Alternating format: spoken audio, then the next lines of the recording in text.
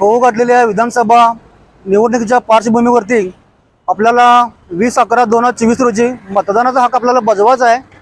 त्यामुळे योग्य तो उमेदवाराला मतदान करून 100% मतदान करा। कुणालाही विकले जाऊ नका असा आपण या देशाचे सुजाण नागरिक आहोत, याचं सर्वांना भान राहू दे।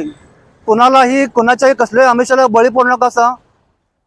जय हिंद, जय भारत। मतदानाचा तुझा तू बजावरी पवित्र हक्क मतदानाचा तुझा तू बजावरी पवित्र हक्क मतदानाचा तुझा तू बजावरी पवित्र हक्क मतदानाचा तुझा तू बजावरी।